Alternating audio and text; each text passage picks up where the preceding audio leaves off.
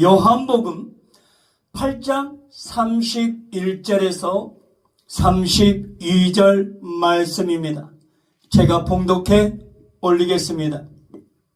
그러므로 예수께서 자기를 믿은 유대인들에게 이르시되 너희가 내 말에 거하면 참으로 내 제자가 되고 진리를 알지니 진리가 너희를 자유롭게 하리라. 아멘.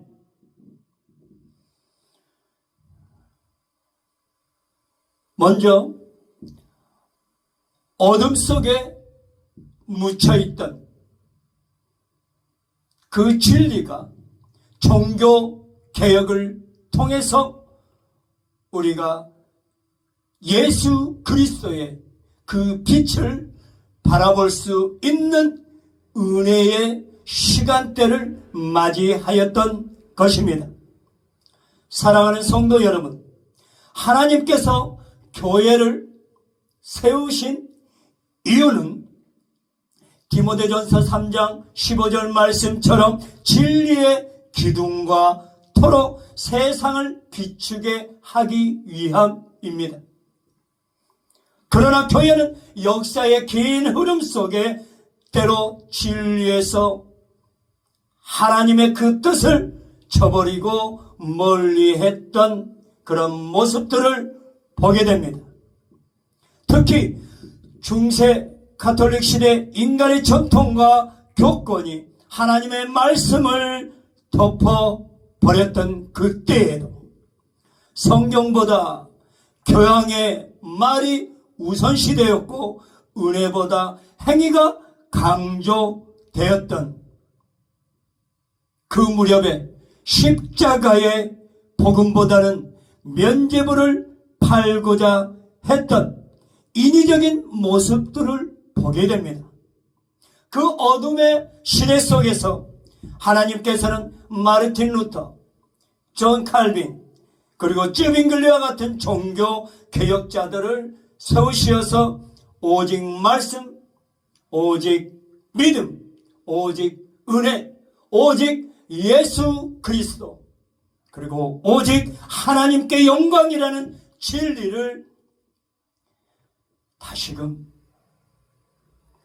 영광 가운데 드러내셨던 것입니다. 이 사건이 바로 가톨릭이 종교개혁으로 기독교화된 전환점을 맞이했던 것입니다. 종교개혁의 핵심 정신은 조금 전 말씀드리는 5가지 원리로 요약이 됩니다. 솔라 스크립처라, 오직 성경, 신앙과 교회의 최종 권위는 교황이나 전통이 아닌 하나님의 말씀에 있습니다. 성경을 각 민족으로 번역하여 모든 신자가 직접 말씀을 접할 수 있게 된 은혜를 얻게 되는 것입니다. 두 번째로는 솔라피데, 오직 믿음입니다.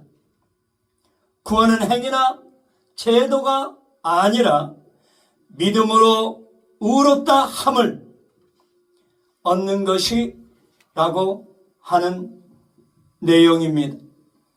마틴 루터가 이신칭이라는 이 교리는 중세의 행위 중심 구원을 철저히 무너뜨렸던 것입니다. 다음 세 번째, 솔라 그라티아, 오직 은혜입니다. 구원은 전적으로 하나님의 은혜로 주어졌고 인간의 어떤 공로도 여기에 끼워 맞출 수 없는 것입니다. 네 번째, 솔루스 크리스투스, 오직 그리스도. 구원은 교황이나 성인이 중보자가 아니라 오직 예수 그리스도만이, 오직 예수 그리스도를 통해서만이 중보자라는 것을 말씀드립니다. 마지막으로 5번째, 솔리데오 글로리아, 오직 하나님께 영광입니다. 우리의 모든 삶은 우리에게 각자 주어진 사명은 하나님 앞에 영광 올려드리기 위한 피조물이라는 그 의미를 놓쳐서는 안 됩니다. 구원의 주체는 하나님이시고 모든 영광은 오직 하나님께만 돌려야만 하는 것입니다. 이 원리들은 단순한 교리적 주장이 아니라 교회를 복음 중심으로 되돌린 근본적 개혁을 표현할 수 있습니다.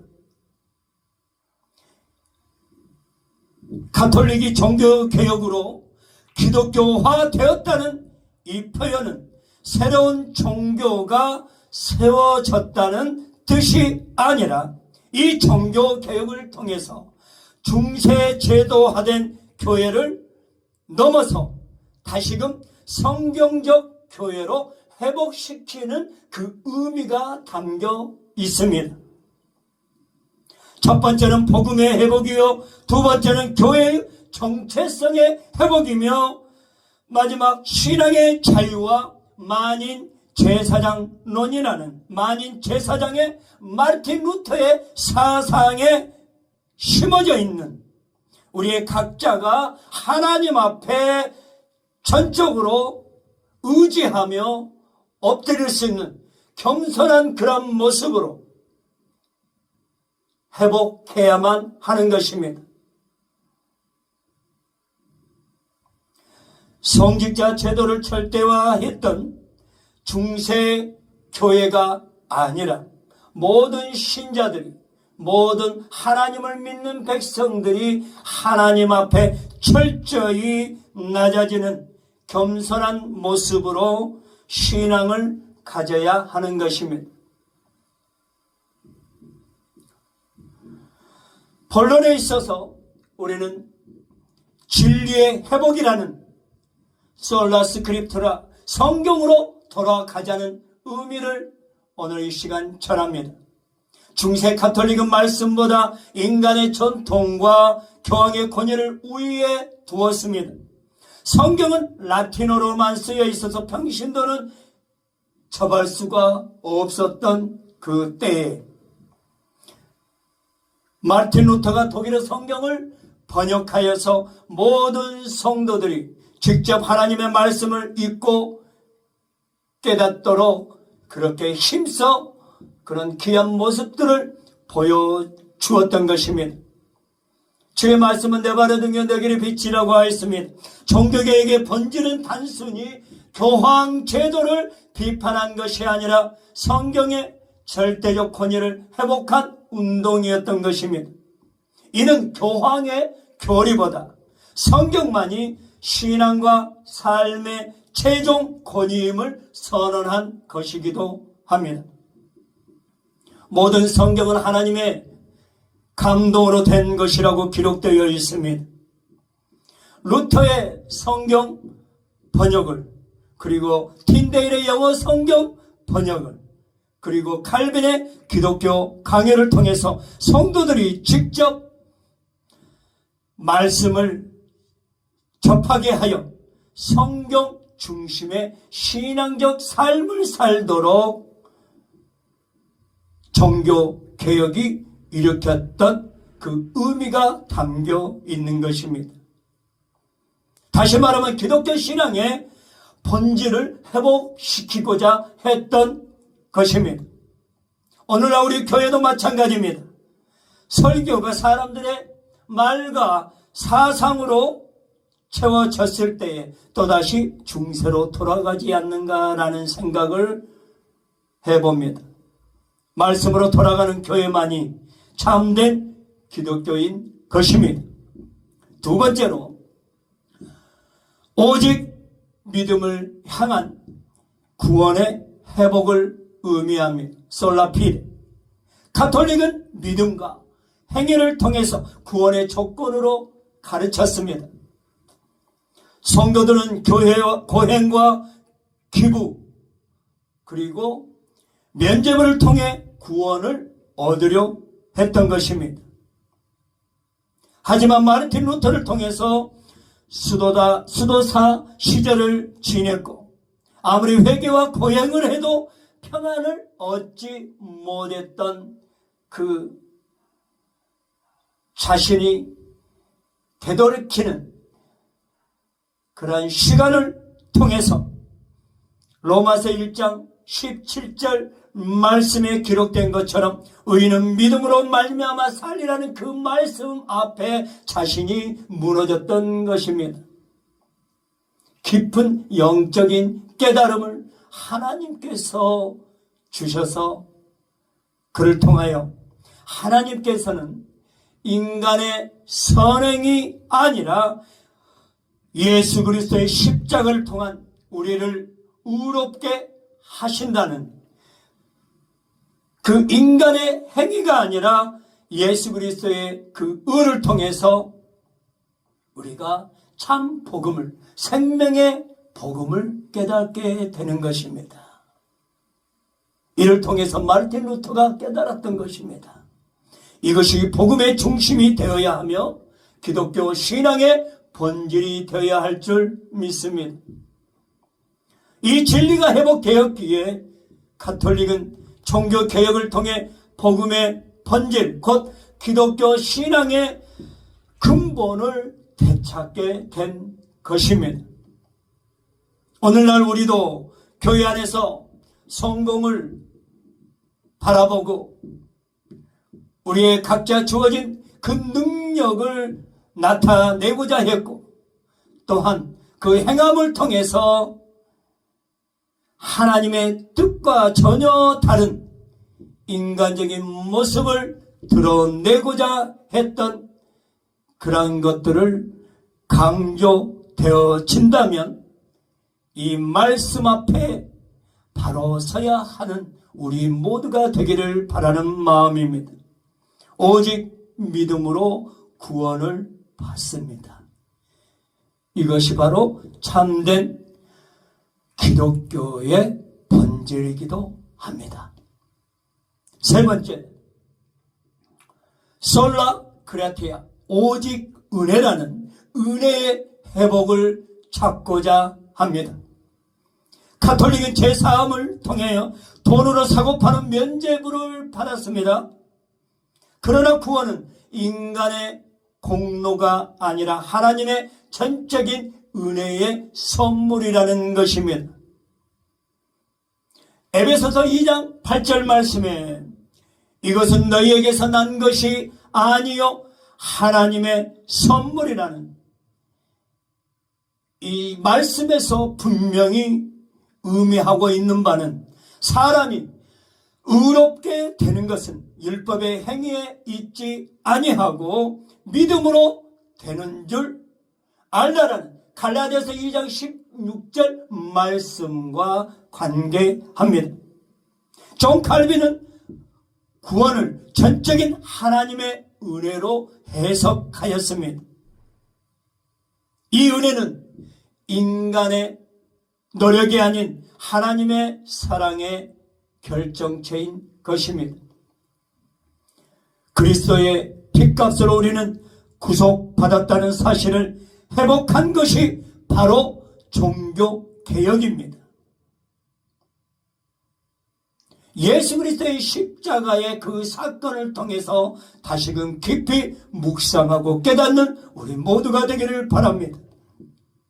하나님께서 은혜를 회복시키신 이유는 교회를 다시금 십자가 중심의 복음 공동체로 세우기 위함입니다. 은혜를 잊은 교회는 종교가 되고 은혜를 붙든 교회는 살아있는 예수 그리스도의 안에서의 참된 몸이 되는 것입니다. 네 번째로 예배의 회복입니다. 하나님 중심으로 예수 그리스도 안에 거하는 예배의 회복입니다. 종교개혁 이전에 그 미사들은 라틴어로 진행되어져서 성도들은 내용을 알지 못합니다. 귀족층 중심으로 예배를 드리는 모습들을 보게 됩니다. 그들만이 누리는 특권이라고 생각하고 있었던 것입니다. 그러나 개혁자들은 예배를 모든 만민이, 백성들이 참여하는 말씀 중심 예배로 바꾸는 역할을 감당하였던 것입니다. 하나님은 영이시니 예배하는 자가 신령 가진 영으로 예배할지니라고라는 요한복음 4장 24절 말씀처럼 이제 예배는 사제들의 독점이 아닌 모든 성도가 함께 드리는 하나님과의 깊은 교제의 시간이 되는 그 은혜의 선물을 받게 되었습니다. 이 변화가 바로 가톨릭이 기독교화된 가장 중요한 변혁 중 하나였던 것입니다. 오늘 우리의 예배도 다시 이 정신으로 돌아가는, 회복해야 하는 마음가짐이 필요한 때입니다. 음악 중심이 아니라 말씀 중심이 되고,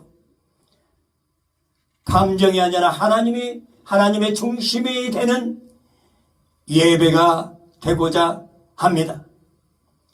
16세기 때에 하나님께서 루터와 칼빈 그리고 쯔빙, 글리 등 진리의 사람들을 일깨워서 가톨릭의 외형 속에 갇힌 그 복음을 다시 기독교화하였던 것입니다. 이것이 종교개혁의 본질로 돌아가는 것이며 회복하는 것이고, 그 핵심은 성경으로 돌아가는, 근원으로 돌아가는 은혜를 누리는 것입니다. 마지막 결론을 맺습니다.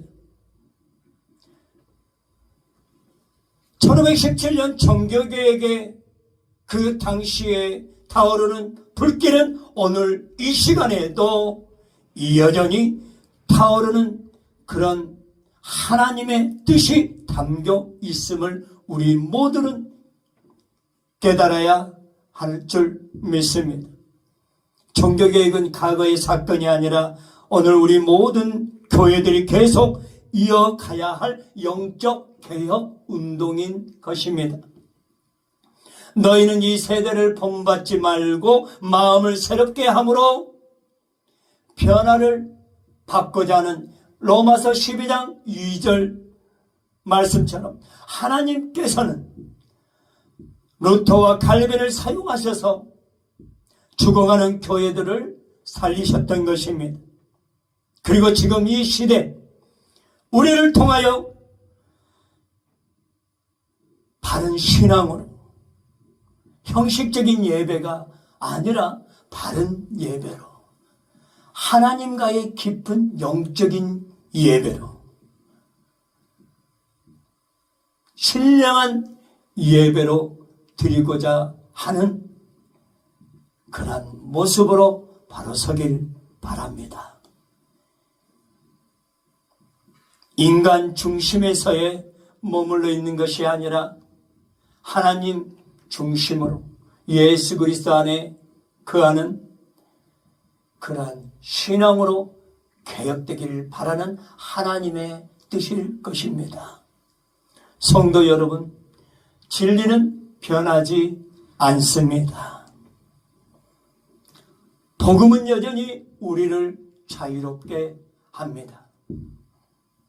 오직 말씀으로, 오직 믿음으로, 오직 은혜로, 오직 예수 그리스도, 오직 하나님께 영광을 올려드리는 우리 모두가 되기는 그런 바람입니다. 우리의 신앙이 바르게 일으키는 그 개혁이 오늘 이 시간에도 각 교회마다, 우리의 각 심령마다 하나님의 뜻에 합당되이 하나님께 영광 올려드리는 우리 모두가 되기를 바랍니다.